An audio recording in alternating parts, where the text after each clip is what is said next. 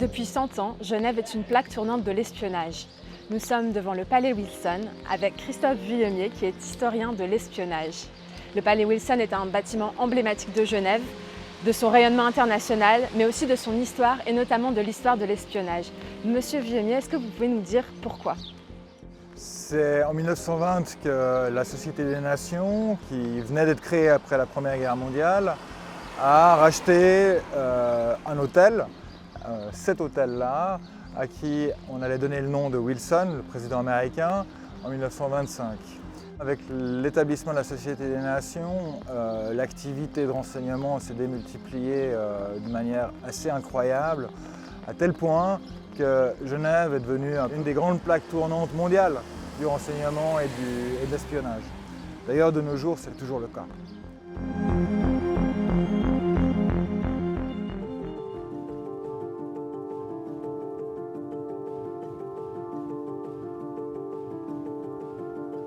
Quand éclate la guerre en 1914, eh bien, Genève, qui est une ville frontière, à côté de la France, devient une plaque tournante pour les Allemands qui veulent rentrer en France en bénéficiant de la neutralité du pays. C'est extrêmement aisé. Les Français font de même, traversent la Suisse en passant par Genève pour rallier l'Allemagne. Et Genève devient ainsi un lieu extrêmement prisé par l'ensemble des services de renseignement des uns et des autres de la plupart des pays belligérants. La Maison royale a accueilli en 1915-1916 l'ex-khedive d'Égypte, c'est-à-dire un gouverneur turc d'origine qui vient s'établir à Genève à peu près à ce moment-là.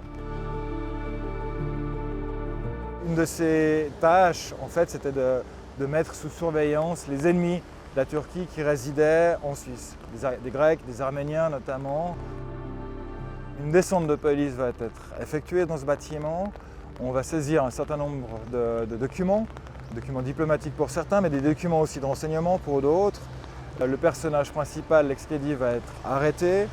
Et puis, c'est une affaire qui va faire les gros titres de la presse de cette époque. Pour rappel, entre 1914 et début 1919, eh bien, c'est à peu près 120 affaires d'espionnage qui sont découvertes en Suisse, que ce soit à Zurich, au Tessin, à Bâle ou à Genève.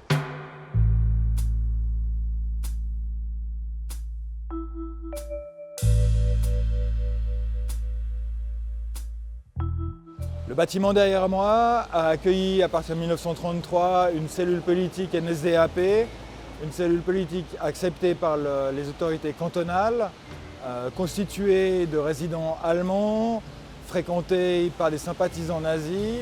Ces gens se réunissaient chaque semaine dans ce lieu qui était mis sous surveillance par la police.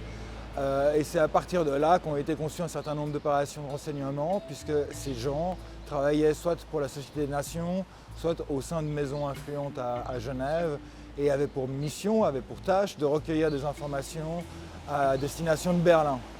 Le consulat nazi à Genève, qui se trouve alors dans un autre quartier, avait un personnel constitué pour certains de nazis purs et durs, mais certaines personnes étaient aussi extrêmement réticentes. C'est le cas du vice-consul von Nostitz, qui, malgré son statut de SS, était un noble prussien qui défendait son statut social, mais qui se livrait à du renseignement contre l'Allemagne nazie, en faisant passer par exemple la frontière suisse à des juifs, en donnant des renseignements.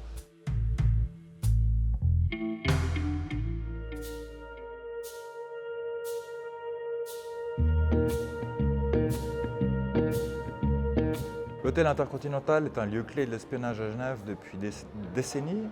Il a été fondé en 1965 et c'est assez rapidement, vu sa proximité des organisations internationales, qu'il a été utilisé pour recevoir des têtes couronnées, des présidents, des diplomates, tout au long de la deuxième partie du XXe siècle. 1973, par exemple, entre l'URSS et les USA, qui négociaient la paix au Proche-Orient.